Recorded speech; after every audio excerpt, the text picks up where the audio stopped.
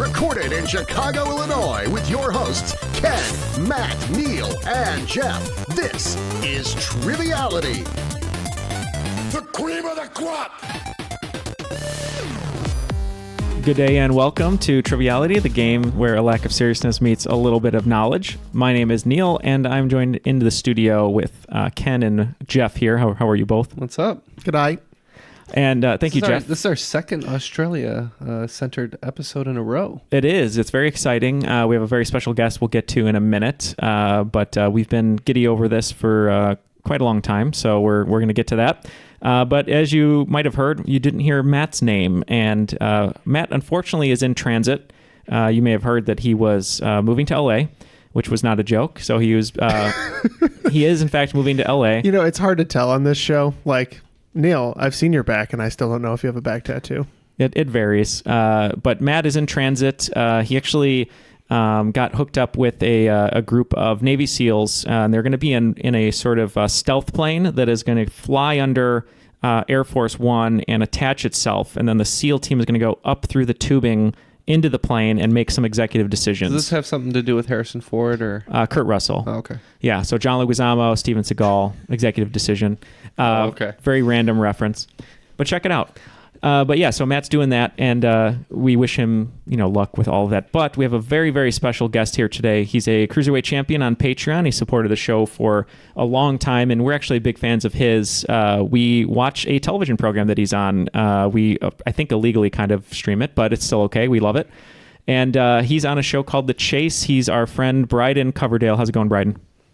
G'day, nice to be with you, and I appreciate the g'day that you gave me, particularly because there is a question that I'll be asking you later that is about bad Australian accents. So, yes. Good start. Yeah, Love we'll it. run rampant with that. Well, why don't you tell people... Well, let's note that Neal did not do an accent. I didn't. But Jeff did. Yes. Jeff did. I could have done an accent, but I, out of respect for our guest, did not. But Jeff just doesn't give a will bastardize anything if I think it's funny. Brydon, why don't you tell us a little bit about yourself and where people might either know you from or where they should know you from? Well, I'm from Melbourne, Australia. I've been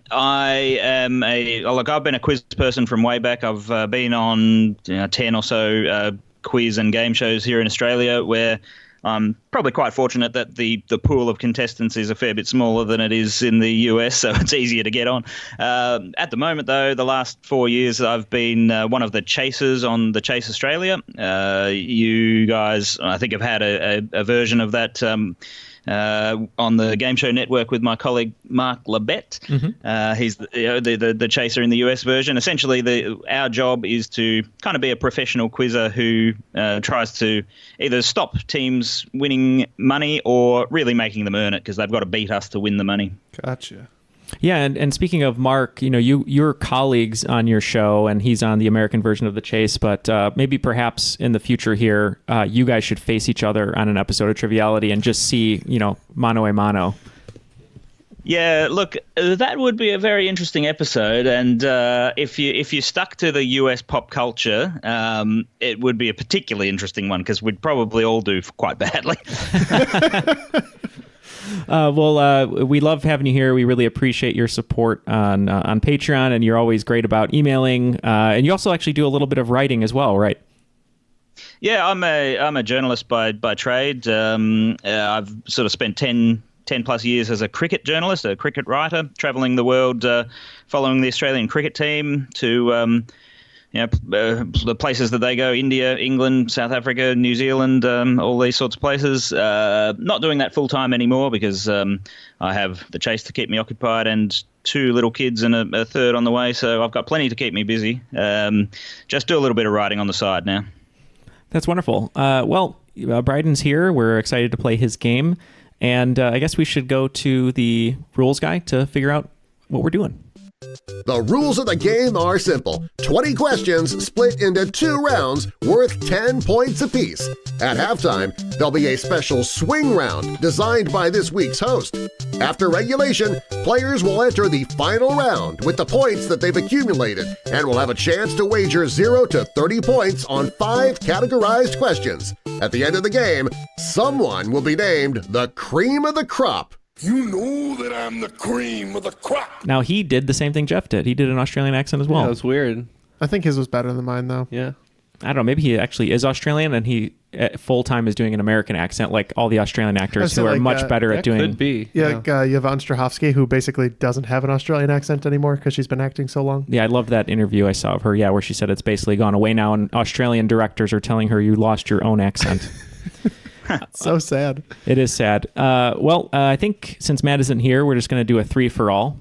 Jeff versus Ken versus me, I guess, or myself. But Brydon, I guess, take it away, and we'd love to start the game. All right, let's kick it off. Round one, your first question is in sport, and I'll warn you that most of the sports questions I hear on Triviality are the big four US sports leagues. I won't be doing that so much. This is a little more worldwide. What was the first city in the Southern Hemisphere to host the Summer Olympics? Man, I'm really bad with the Olympic cities. I'm locked in. But I'm going to lock in with a guess here. Man, for some reason I'm thinking like Mexico City, but I don't think they've actually had an Olympics yet. Maybe, or they're going to have one. So I'm trying to think of somewhere around there, or maybe South America, possibly. I don't think is Brazil in the Southern Hemisphere. I don't know where the equator is. I'm just going to go Mexico City for no good reason. I think Brazil is partially in the Southern Hemisphere. Is that right, Jeff? Almost entirely. Almost. There's entirely. a little bit that's north of the equator. Yeah, I don't really know about this. I'm trying to think of something I could pinpoint, but I'm very bad with Olympic history. But I remember the Sydney Olympics well, so I just put Sydney. I'm gonna play Babe Ruth here and try and call my shot. Sydney was in 2000.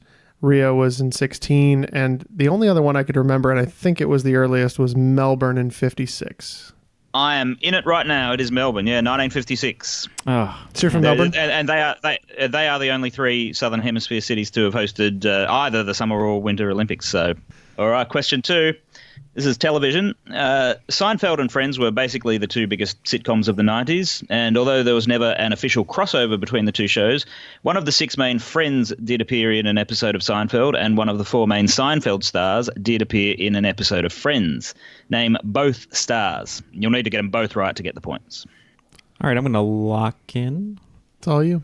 Okay, I'm gonna go ahead and say that Jason Alexander was the one who was on Friends, because I remember his turn calling Phoebe, I think, who was the suicide hotline operator or something like that.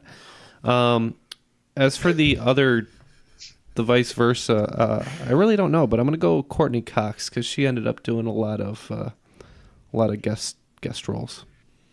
Yeah, I had a feeling Courtney Cox might have been someone Jerry tried to date or dated. I just kind of pictured her on Seinfeld, or remember seeing her. And for the Friends one, when Ken said that, it totally makes sense, because we wrote a Friends game for a live trivia event, and I did a picture question of him in the suicide hotline. I did not remember that, but I put Michael Richards. Yeah, I was pretty certain about Jason Alexander. Courtney Cox makes a lot of sense. I sort of wish I went that direction. I said Lisa Kudrow because I remember she did crossovers with Mad About You, so I figured maybe not as Phoebe, but she was also on Seinfeld. So, Well, yeah, Ken has backed his way into this. It is indeed Jason Alexander and Courtney Cox. So Courtney Cox was one of Jerry's very many girlfriends. And the thing about that episode, she pretended to be his wife to get a dry cleaning discount. That was the joke. That was the joke in that episode. And yeah, you were right, Ken, about Jason Alexander in Friends. Phoebe essentially talked him out of committing suicide. He was basically George Costanza with a different name. All right, question 3. Presidential families is the category here. Which US president became something of an internet sensation in 2012 when it became widely reported that 2 of his grandsons were still alive? A fact that was truly remarkable, because the president himself was born in 1790 and was the 10th president of the USA. I am locked in. Just give me a second Yeah, to count. Ken's counting to 10. Okay, I'm in as well. The situation was basically like they had kids in their like 50s, Yeah, like both times. yeah. It's just insane. So he's the 10th president. I don't know the presidents like Ken does, so I can't count up from the beginning. I do remember this being a viral hit, I suppose, on social media. Can't think. Man, I remember hearing it. I just can't pull the name of the president. So in honor of Seinfeld being the previous question, and the gang of the Van Buren boys, I'm going to go Martin Van Buren. You're not too far off. Pretty close. Yep. Yeah. Following Martin Van Buren, you had Tippecanoe and Tyler too. So I said Tyler. Tippecanoe and Tyler 2 was Harrison. Mm-hmm. And Tyler was his Tyler VP, who was would be after. 10. Mm-hmm. So, yeah, Tyler. Yeah, it's John Tyler. And so basically the story is he had, I think, 15 children. The latest ones when he was, I think, in his 70s. Holy and then crap. one of those children had children when he was in his 60s or 70s. And so two of those, a couple of guys who were born in the 1920s and who are, I'm pretty sure, still alive even to this day, in their 90s. And they are grandsons of John Tyler. Wow. It's crazy. It's pretty crazy. Yeah, it's 200-something years for 3 generations. Yep. That's right. Yeah. All right. We're moving on to music now.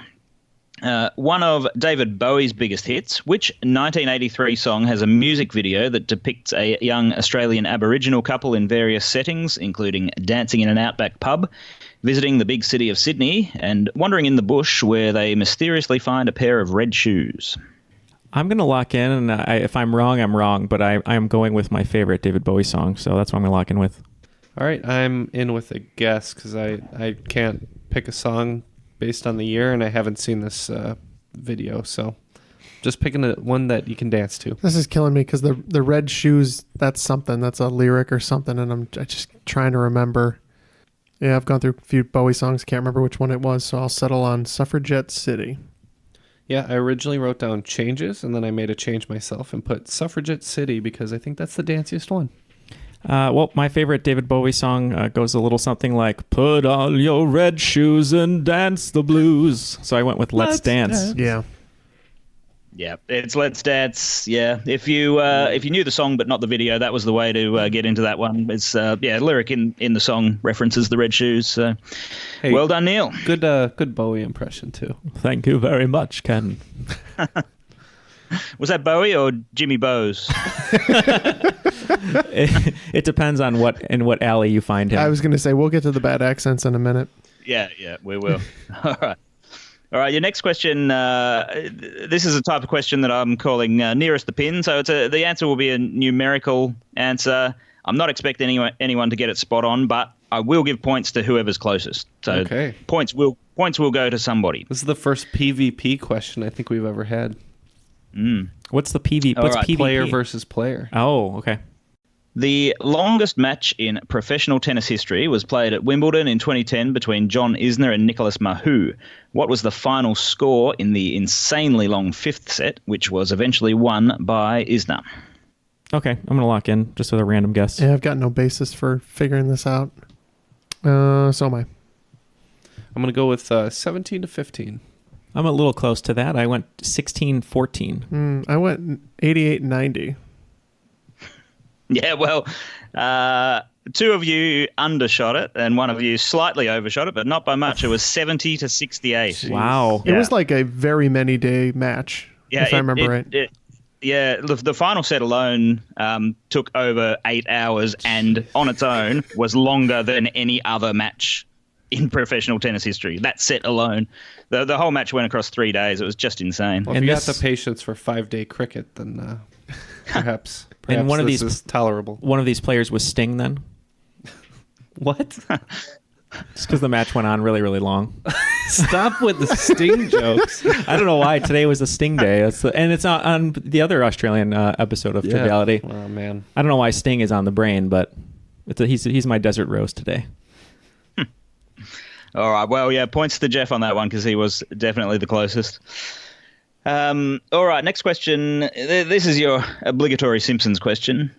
Which long-time recurring character on The Simpsons was effectively retired by the show's writers in 2013 after the death of actress Marsha Wallace, who had voiced the character since the show's second episode back in 1990?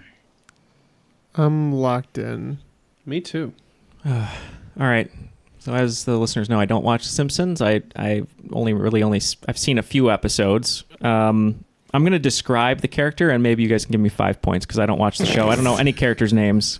It's the woman who is Bart's teacher who wears a cardigan and has a short brown haircut. I'll tell you, you're locked in. Yeah. You're exactly right. I don't know what her But name you is. still need the Miss. name. Oh man, it's the one who makes them right on the board.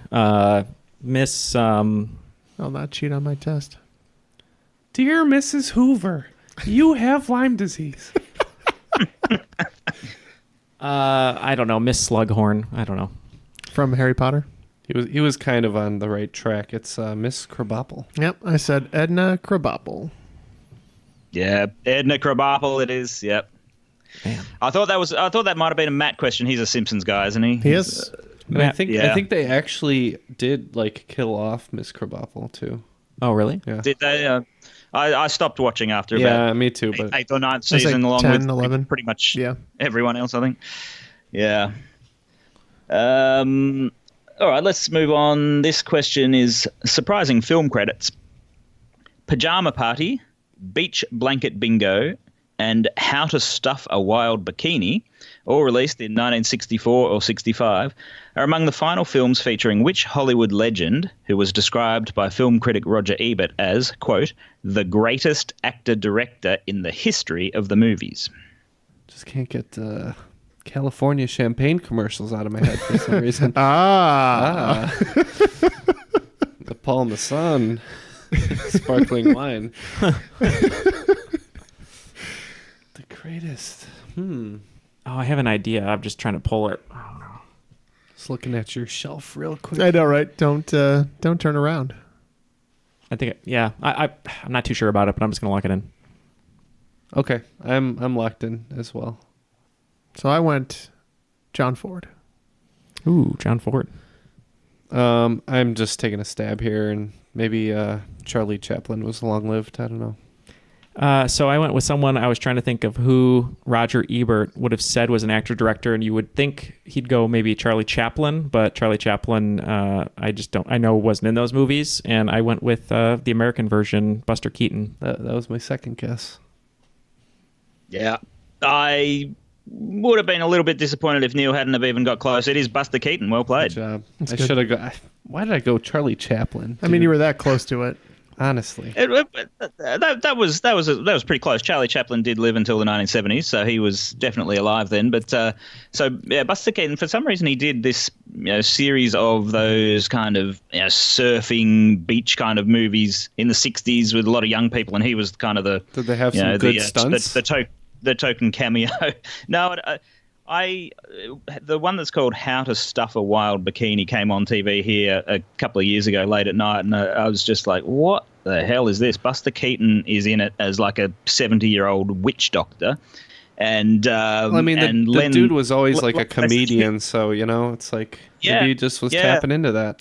Yeah, that's right. And Uncle Leo from Seinfeld was in it as about a 30-year-old as well. It was just a bit of a mind-blowing film to see. Trying to picture him as a 30-year-old. The only reason I got that one is I remember watching a documentary and seeing Buster Keaton in color, it was kind of weird for me, and then seeing him old in a comedy, and that's kind of where I pulled it from. All right, next category is beer and geography.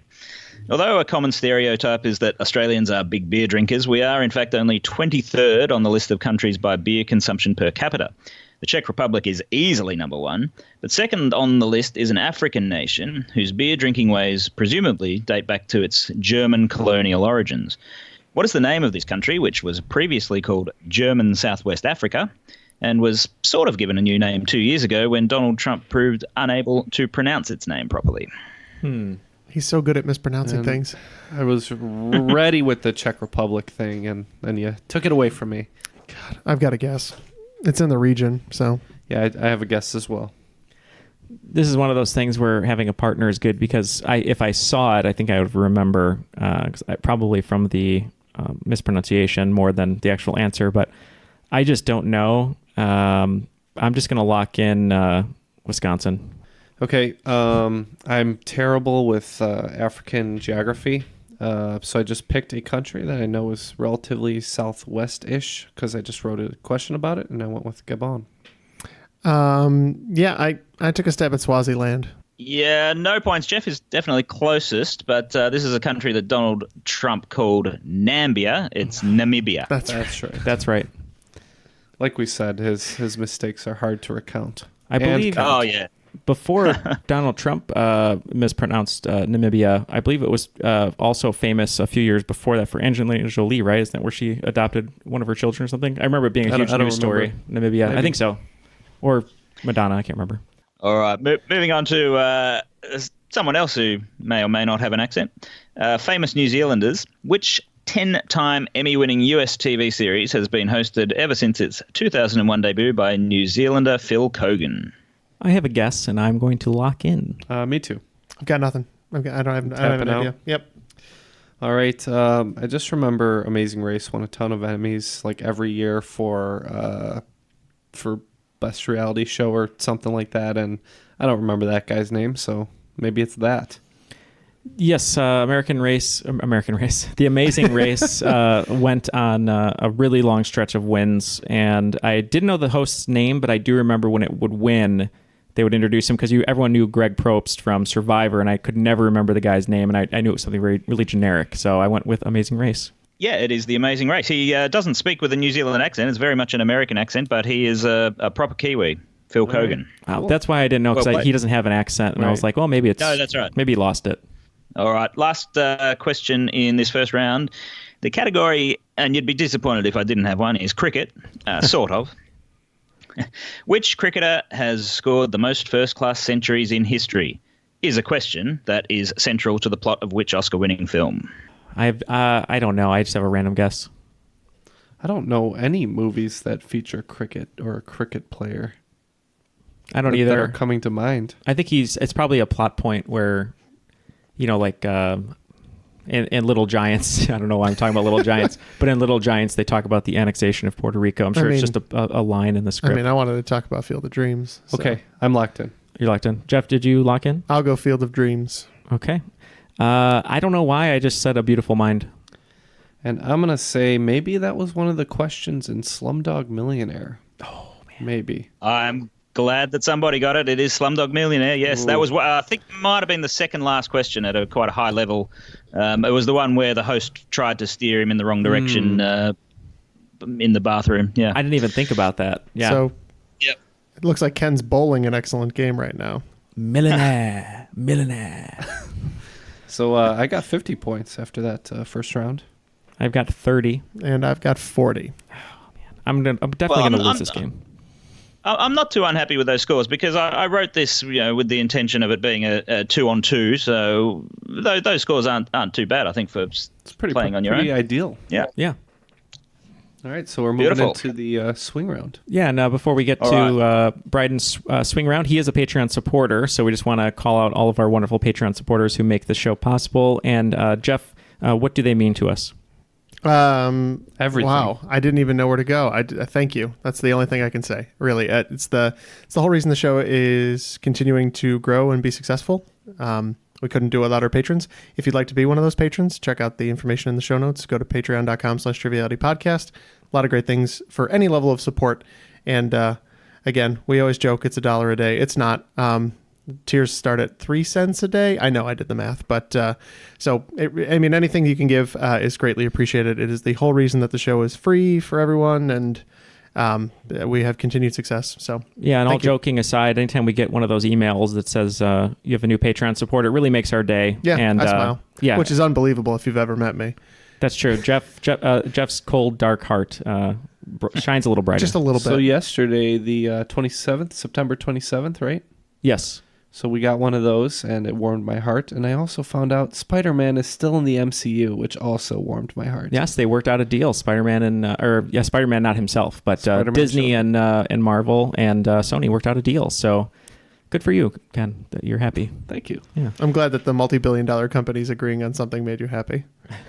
This is one of my little joys, all right? Don't take it away from me. Well, Brydon, we know you as the biggest Tom Holland supporter. You have a huge poster of him behind you. So is the swing round about Tom Holland? Sadly, no. The swing round, I'm going to give you 10 clues to famous people who were born in Australia. Now, you may or may not know that they're Australian, and I'll say that there are a couple that are quite tough, but a lot of them are quite gettable. So just do your best to name these 10 famous Australians. Wonderful. Number 1, Born in 1931, the media tycoon who memorably appeared on The Simpsons and referred to himself as a billionaire tyrant. Number 2. Born in 1975, the mononymous singer who hit number 1 on the US charts with the song Cheap Thrills. Number 3. Born in 1962 with the name Michael Balzari, the mononymous musician who was ranked the second best bass player of all time in a Rolling Stone Readers poll. Number 4. Born in 1947, the actress who finally found Hollywood stardom in her 60s when she was nominated for Oscars for Animal Kingdom and Silver Linings Playbook. Number 5. Born in 1968, the actor known for his lead role as Dr. Christian Troy in Nip Tuck and who is also the son of an Australian Prime Minister. Born in 1971, the controversial figure who famously lived at number 3 Hants Crescent, London, from 2012 to 2019. Number 7, born in 1941. Are you prepared to name the singer who had 3 songs hit number 1 on the US charts in the early 70s, most notably the feminist anthem I Am Woman? Number 8, born in 1962, the director who followed his breakthrough film Muriel's Wedding with the Hollywood hit My Best Friend's Wedding, and who initializes his name to avoid confusion with a famous Australian actor. Number 9, born in 1981, considered one of Australia's all-time greatest basketball players. She was the WNBA's MVP in 2003, 2007, and 2010, all while playing for the Seattle Storm. And number 10, Matt really had to be here for this one. I apologise in advance. Born in 1965, considered one of Australia's all-time greatest basketball players. He never really established himself in the NBA, but did win a championship ring in 1999 with the San Antonio Spurs. All right, we'll think about these for a minute, and we'll be back with our answers. Okay, all the answers are now locked in, so let's get the questions one more time, and we'll see how we did. All right, born in 1931, the media tycoon who memorably appeared on The Simpsons and referred to himself as a billionaire tyrant. Yep, this is an easy one for me. It's Rupert Murdoch, the billionaire tyrant. Seeing as how he owns Fox, I said Rupert Murdoch. Didn't know it from The Simpsons, but I knew it from his history. I went Rupert Murdoch. It is indeed Rupert Murdoch. Well played. Born in 1975, the mononymous singer who hit number 1 on the US charts with the song Cheap Thrills. This was tough for me, but I think maybe Sia. Yeah, I went with Sia. Yeah, she's older than I think every time I think about it, so I said Sia. Yeah, her surname is Furler. Her real first name is Sia. It is Sia. Well played. Number 3, born in 1962 with the name Michael Balzari, the mononymous musician who was ranked the second best bass player of all time in a Rolling Stone Readers poll. I'm going to say this is Back to the Future co-star Flea. Yeah, I was way off, and for some reason I'm still on a Sting kick, so I said Sting. I was thinking, what are the odds that, Flea is, pushing 60?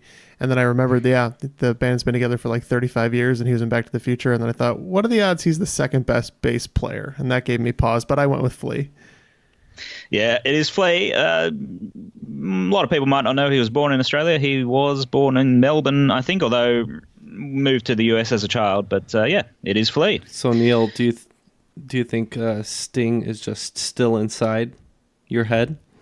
I think he's going to be there for a long time. I know that, and so yeah, he's just staying there. He's just staying there, and right. He'll leave when just enjoying being there. Yeah, he'll get out when he wants to get out. All right, moving on. Born in 1947, the actress who finally found Hollywood stardom in her 60s, Oscar nominated for Animal Kingdom and Silver Linings Playbook. I could not pull this one. I just put in Smith and hoping to be lucky. Yeah, big fan of her, especially in Silver Linings Playbook. But when I saw Animal Kingdom with Joel Egerton, she's awesome in this movie. It's Jackie Weaver. And we had a Lucky Leguizamo on a previous episode, so I went Leguizamo. Oh, so close. Yeah, it is Jackie Weaver. Yeah, so it was quite surprising when, because she's been around in Australia for years and years as, a good actress, but to suddenly kind of hit Hollywood stardom that late in life, that was pretty amazing for her. All right. Born in 1968, the actor known for his lead role as Dr. Christian Troy in Nip Tuck, and who is also the son of an Australian Prime Minister. Yeah, I'm just trying to go with a Lucky Jones here. I think Ken was on the right track. I believe he played Doctor Doom in Fantastic Four, and I put Julian McMahon. Yeah, I'm pretty sure you're right. I was trying to think of the other guy, Dylan something. I can't. McDermott? Is it McNamara? What is his name? I can't remember the other guy. Do you know? I can't remember. Yeah, anyways, I couldn't remember it, so taking a whiff. Yeah, Prime Minister of Australia in the early 70s was William McMahon. It is Julian McMahon. All right. Born in 71, the controversial figure who famously lived at 3 Hants Crescent, London from 2012 to 2019. Yeah, unfortunately, I just don't know the address reference here. I'm saying Charlie Bronson, the career criminal, not the actor. I didn't know the reference to the address, but I thought someone who might have spent some time there running some tricks on people was Jimmy Bose. I think this might be Julian Assange. So I said Julian Assange. Yeah, might have given it away if I'd said the Ecuadorian embassy, but that is the address of the Ecuadorian embassy in London. It is Julian Assange. Well played. Nice poll, Jeff. He was forcibly removed in 2019. That's right. Number 7, born in 1941. Are you prepared to name the singer who had 3 songs hit number 1 on the US charts in the early 70s, most notably I Am Woman? All right, I'm going for my second Lucky Smith. I have no idea. I just had a tap. I took a guess. Olivia Newton-John. I think she's Australian. She is. Well, there was a slight clue in the question. Are you prepared? If you are prepared, you are ready. Her name is Helen Reddy. Oh, okay. Mm-hmm. All right. Now, this is a tough one. Neal might get this, but it is a toughie. Born in 1962, the director who followed his breakthrough film Muriel's Wedding with the Hollywood hit My Best Friend's Wedding, and who initializes his name to avoid confusion with a famous Australian actor. I went with a very confusing director. I think this is real, but there's P.T. Anderson, there's Wes Anderson, and there's W.S. Anderson. Yeah, there's Paul W.S. Anderson, director of the Resident Evil flicks. This one's a really deep reference. I like My Best Friend's Wedding quite a bit, and I just know this one from stupid knowledge. I believe it's P.J. Hogan. The only initial one I could think of was P.T. Anderson, so that's what I went with. Yep. Paul Hogan is this director's real name, but there is a famous Australian actor called Paul Hogan. So it is P.J. Hogan. Well played, Neal. Number 9, born in 81, the WNBA MVP 2003, 07, and 10. No idea, but I know Cheryl Swoops is pretty good, so Swoops. Yeah, I had a tap on this one, unfortunately. I did not know. Yeah, my WNBA knowledge is worse than my NBA knowledge, and my NBA knowledge is bad at best. So I had no footing here. Yeah, last couple of questions in this round really do miss Matt, I must admit. But this is Lauren Jackson, who we actually had Jackson. On. Yeah, that's right. We actually had her as a contestant on the celebrity version of The Chase just recently, fun. And she is enormously tall. And the last one, born in 1965, another of Australia's greatest basketball players who won a championship ring with the Spurs in 99. Yeah, as we were saying, I think this is the player that was mentioned on our previous episode, but I don't remember, even though it was just last week, if not an hour ago. But I put in Lucky Jones. Yeah, this one, I made a joke on that show that it reminded me of Harold Baines, the baseball player, and I couldn't remember what the original name was, and I just, as a guess, I threw out Danes. So that's my guess. Why wouldn't you put Baines? Well, because I think I changed the actual name, and I said it sounds like Harold Baines. So the Aaron Baines, the current player for Phoenix. No, I think we're looking at Luke Longley. Oh, this one's Luke Longley. This is the Luke Longley era. Come on. I'm so stupid. But Luke Longley actually had quite a successful NBA career. This is someone who didn't last as long there but did win a championship. His name is Andrew Gaze. Was it Gaines? No. Gaze, G-A-Z-E. Oh, okay. No, we're talking about different people. All right. Well, I'm tacking on an extra 15 points from that round to bring me to 65. I'm tacking on 25, bringing me to 55. And I added 20, going to 60. Moving on to round 2. First question is in history. Who was the only one of King Henry VIII's 6 wives to provide him with a son? As a result of this, Although she died soon after giving birth, she remained his favourite wife and is the only one buried next to Henry. If you don't know the answer, just ask Joyce Frankenberg. I'm locked in. I have a guess. I don't remember which one it is. Okay. I have a guess too. I'll start. I couldn't remember. Like I said, I was thinking of the show 6, the Broadway show, or soon to be Broadway show. And, every wife has a song. But I was not listening to this one, I don't think, because the song I was listening to was talking about the fact that Henry VIII could not raise his axe. So I'm going to say it was Seymour. Yep, I think she died in childbirth and was the only one to receive a queen's funeral, Jane Seymour. I too guessed Jane Seymour. Yes, and the actress Jane Seymour's real name is Joyce Frankenberg, so that was the that was the reference there. It is Jane Seymour. Oh, I didn't know that. That's cool trivia. Yeah, that's the one thing I know about Henry VIII, so thank you. Number 2, bad Australian accents. Based on a memoir by Australian fighter pilot Paul Brickhill, which classic war film of 1963 featured an ensemble cast that did not include Rick Dalton, but did include James Coburn and his terrible attempt at an Australian accent? All right, I'm locked in. You locked in? Kind of. I was going to talk it out loud. That's fine. I'll lock in because I don't know it. So you're both locked in? Yeah. All right. So Rick Dalton, the clue, that's Leonardo DiCaprio from Once Upon a Time in Hollywood. That's right. That's who he portrays, right? Yeah. So I didn't know if that was a real guy or not. No.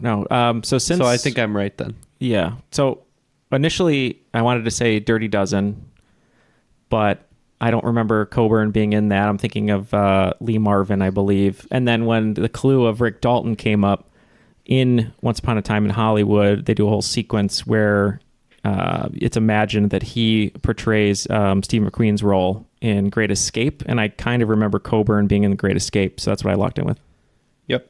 Rick Dalton was ringing a bell. I couldn't place it, but yeah, you're right. That's Once Upon a Time in Hollywood. I remember that scene. And then that scene and Steve McQueen's role in that movie kind of inspired me to watch several Steve McQueen movies last month, and one of them was Great Escape. I went the wrong direction. I went Catch-22. It is The Great Escape, yes. I saw Once Upon a Time in Hollywood not long ago, and so there, as Neal says, there is a scene where Rick Dalton essentially acts as Steve McQueen for a couple of minutes because he supposedly was close to getting the role, the Leonardo DiCaprio character. Didn't put two and two together. And James Coburn's Australian accent is not great. There weren't as many Australian actors in Hollywood at the time, so. But is it better than Quentin Tarantino's accent in Django Unchained? Ooh. Which is pretty bad. No, it's definitely not. Look, I would say if we had to rank them, Tarantino's is the worst. To be fair, Coburn's is probably even better than Meryl Streep's in the film that's called Evil Angels here. I think it had a different Cry in the Dark. Oh yes, Dingo Ate My Baby. Yeah, early 80s. Yeah. So I mean, if even Meryl Streep can't. If even Meryl Streep can't do an Australian accent, then who can? It must be tough. Yeah, that's right. All right. Third question in this round is presidential names. Which US president could claim to be a member of the Christ family, his father's middle name being Christ, and his grandmother's maiden name being Christ? Oh, we're talking about a president from the last 50 years. All right, just have a random guess. Yeah, me too. I'm in. Just guess. Yeah, okay. I got to guess. Okay. Some conservatives might think this person is Christ, but I went with Reagan. That's a good guess. I don't know why I just said Gerald Ford. Yeah, I was also thinking Gerald Ford. I knew his name changed, or he changed his name, so I thought maybe there was something there. I could have actually said it's a president from the last 50 minutes because it's Donald Trump. Oh, wow. So his father was Frederick Christ Trump, and Frederick's mother was Elizabeth Christ. So Donald Trump is a member of the Christ family. And Trump's real last name is like Drumpf, isn't it? Mm-hmm. Yeah. I think so. Okay. You mean like when they came here? Yeah. Yeah, when they came here, yeah.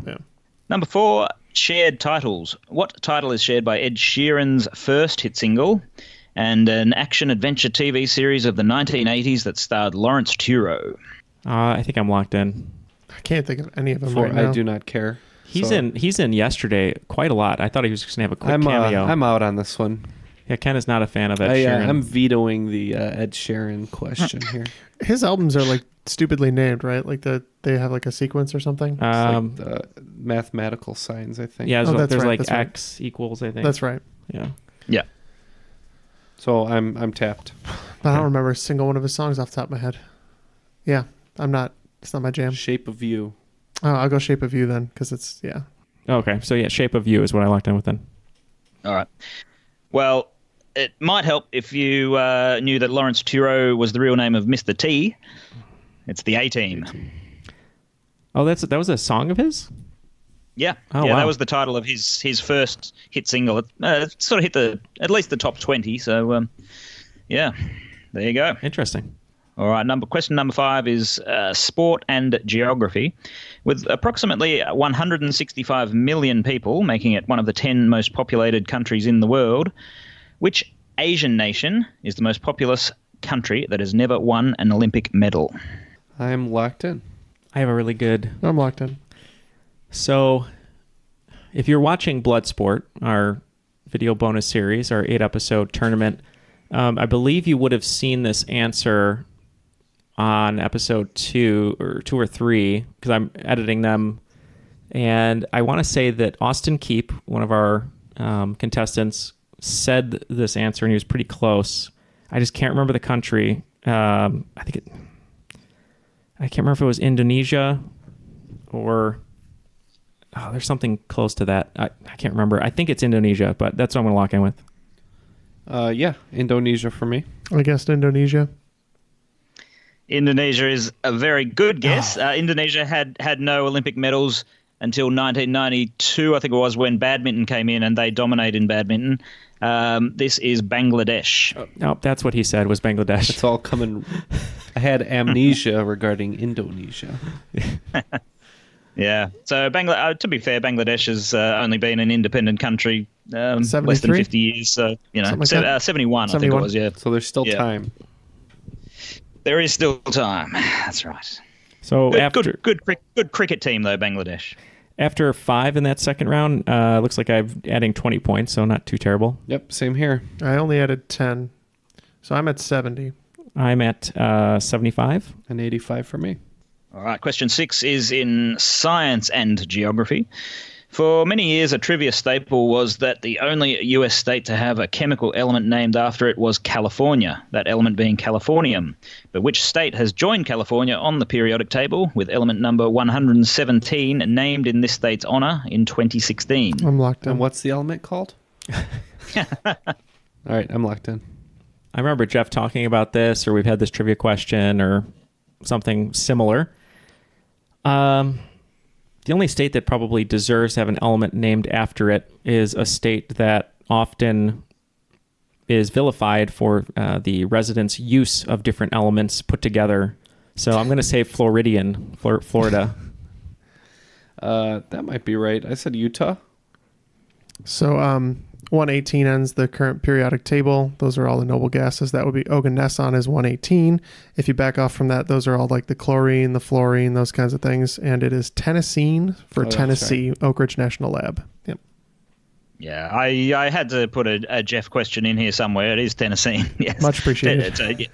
That's right. So a lab in Tennessee worked with a lab in, I think, Russia or somewhere like that to essentially produce that element. Yeah, I think it was the Oak Ridge National Lab, if I remember right. Yeah. And I'll send you PayPal later. I don't know what the exchange rate is, but we'll figure it out. For the freebie. For the gimme. All right. Well, this may be a Jeff question too. I'm not sure. Number 7 is the internet and geography. Which small Pacific Island nation was unable to afford the fee to join the United Nations until 2000, when it brought in $50 million by selling its highly desirable top-level internet domain code? I am locked in. I remember this question because, like, the abbreviation for the nation is especially useful as a domain code. Mm-hmm. I'm not sure. I'm just thinking of small Pacific Island nations, and I'm gonna go. I'm gonna go with Samoa. Maybe something clicked. I'm thinking Malaysia, Micronesia. I went with Micronesia. Okay. I think I've got this right, but if I'm wrong, I'll be very devastated because I feel like I got this question wrong before. I believe the country is Tuvalu because their extension is .tv. Oh, come on. That's right. Yeah. Yeah, spot on. It is .tv from Tuvalu. All right, question 8 is in Mothers-in-Law. In 1979, Ingrid Bergman became the mother-in-law of which famous film director? Question is, who is Ingrid Bergman's daughter? Or son? I believe it's Isabella Rossellini. You just going to tell me that? Yeah, I'm trying to remember the answer. I mean, I'm doing so poorly. I think that's her daughter. Aren't you in like second or tied for first? I don't know. I'm just trying to remember who Isabella Rossellini married. Oh, no. I will say this is not obscure like PJ Hogan. This is a big name. Yeah. Okay, I'm locked Why in. do I think I should know this? I'm locked in. All right, I chose a film director who made a movie that Sting was in, so to speak. I went with David Lynch, who also directed Isabella Rossellini at one point. Nice. Yeah, I wasn't sure. I can't remember. I don't think he was married to her, but he's done other weirder things, I'm sure. Sounds like my guy. So I went with Woody Allen. That's what I went with. Well, David Lynch was a good guess, but based on having directed Isabella Rossellini, because she is Ingrid Bergman's daughter, and for 3 years she was married to Martin Scorsese. Ah, that's right. That was the other one I was thinking of. I knew that. Oh man, it's a bad day for me. She was Question tired 9. of finding eyebrow hairs on her pillow. Yeah, and every time she came home, like he kept putting X's everywhere These in David the house. Lynch references, I don't understand. No, Martin Scorsese. references. Martin Scorsese and Eugene Levy walk into a barber shop. If you want a David Lynch reference, Yeah. then here you go. Pabst Blue Ribbon. Yeah. I knew I was becoming an old person when I went to the barber and they asked me if I wanted my eyebrows trimmed. That was a bad day. You're not as old, though, as you would be if you went to the barber shop and they asked if you wanted your ears trimmed. Yeah, that will be a disappointing day, I'll tell you. Question 9, fittingly, is about old people. The oldest person ever to serve in either house of the U.S. Congress was Strom Thurmond, senator from South Carolina. At the time of his eventual retirement in 2003, how old was Strom Thurmond? And I'll give you 1 year either way. All right, I'm locked in. I'm locked in with a guess. Yep, I got one too. I'm going to say he was 96. Ooh, yeah, I probably should have gone higher. I said 82. Yeah, I kind of split the difference. I said 87. You needed to go even higher. He was 100. Whoa. So he was 100 years old and still serving as a senator. Gotta love gerrymandering. Final question in regulation is in TV. Which two US sitcoms of the 80s and 90s were both based around families with the surname Tanner? And if you would like, I'm happy to give split the points. If you get one, you can have half points. All right, well, I'm in with one of them, so I'll take the half credit. Yeah, for doing partial. Yeah, I'm not gonna sit here all day. I'm locked in. Yeah, so the one that seems to be easy to get would be Full House. Michelle Tanner, DJ Tanner. I can't remember. Everyone always forgets about Stephanie. That's true. Another show that had a family at the center of it. 80s and the 90s. I want to say like it's not Perfect Strangers, Step by Step, or Family Matters. The Winslows. Yeah, the Winslows, Carl Winslow. What was the last name on Step by Step? I don't remember. That was Patrick Duffy. Maybe it is that. I don't know. But this is too late for this answer. But I'm just going to say The Nanny.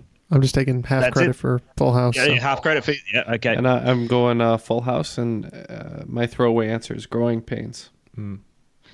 Yeah, Full House was the easy one. The other one, I can't remember all of the names. The dad was Willie Tanner. It's Alf. Oh, yeah. Where's Matt when you need him? I would say that's the maddest question I've ever heard. He's in transit. He's in transit. All right, with that, I've rounded off my score straight to 90. Oh, man, took a little lead over me. I am just at 80 now. And I have 95. All right, categories for the final. We have inventions, 1960s music, Major League Baseball, animals, and disappearances. So as we're figuring out our wagers here, Brydon, you did propose a wager of our own here for the winner or the losers of the game. What were you thinking? Well, I think in keeping with the rest of the show, I think that the loser has to put on record their best attempt at an Australian accent. All right. Okay. That should be deeply offensive. Crikey. Well, Brian's giving us permission. He's Australian. Oh, okay. I'm giving you permission. That's how it works. He's literally the ambassador here. Okay. All right. Well, my wager is locked in, so should we get the questions? Let's do it. In inventions, orange was the new black for Australian David Warren, who in the 1950s invented what now ubiquitous transport-related device. In 1960s music, which iconic song of 1963 mentions 13 locations in California, one in Hawaii, and somewhat incongruously, given the song's title, quote, Australia's Narrabeen? Major League Baseball. 3 Australians have been selected for Major League Baseball's All-Star Game: a Milwaukee Brewers catcher in 1999, an Oakland Athletics relief pitcher in 2013, and another Athletics pitcher in 2019. Name any one of those 3. In animals, described as about the size of a small dog, which animal currently found in the wild in only one Australian state is the largest living carnivorous marsupial in the world? And in disappearances, in 1967, we here in Australia quite literally lost our Prime Minister. Harold Holt, who was the Prime Minister at the time, disappeared and was never seen again. What leisure activity was he participating in at the time of his disappearance? Okay, we will consider these answers, and we'll be right back. Okay, with a little bit of difficulty, looks like everybody's locked in for these final answers. So let's start with number 1 in inventions. Yeah, orange was the new black for Australian David Warren, who in the 1950s invented what now ubiquitous transport-related device? The key here was the orange to this question, and I finally settled on a road cone. Nice. What did you wager? I wagered 10. 10. Just for the record, I wagered 0 all the way down because I'm in third place. Maybe a good strategy. I hope so. You might win off that. Let's see if it pays off. So I also locked in on orange, and I wrote traffic cone. I wasn't even thinking about traffic cone. I just figured he invented the rolling suitcase. Well, orange was the new black was the clue. It is called the black box flight recorder, despite the fact that it is orange. Oh, yeah. And a little bit of extra information. David Warren died 5 or 6 years ago, and someone in his family clearly had a sense of humor because he was buried in a coffin that had the label on it that said, flight recorder inventor, do not open. All right, let's go for number 2. 1960s music. Which iconic song of 1963 mentions 13 locations in California, 1 in Hawaii, and somewhat incongruously, given the song's title, Australia's Narrabeen? All right, for 10 more points, I got a little lost, so I put Kokomo. I think you're on the right track. I, again, wagered 0. The only reason I knew this one, and it doesn't matter because it's for no points, Colleen and I were driving up to Woodstock for a day. Woodstock, Illinois has a really cute downtown that was used for the filming of Groundhog Day.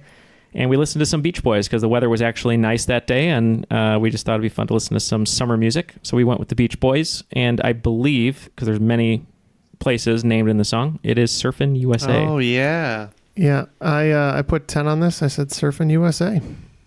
Yeah, correct. California, Hawaii make a lot of sense for Surfing USA. I don't know why Australia got a mention, but it did.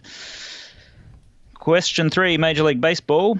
3 Australians have been selected for Major League Baseball's All-Star Game: a Brewers catcher in 99, an Athletics relief pitcher in 2013, and another Athletics pitcher this year, 2019. Name any one of them. I bet a big 0 on this one, and I put Wade.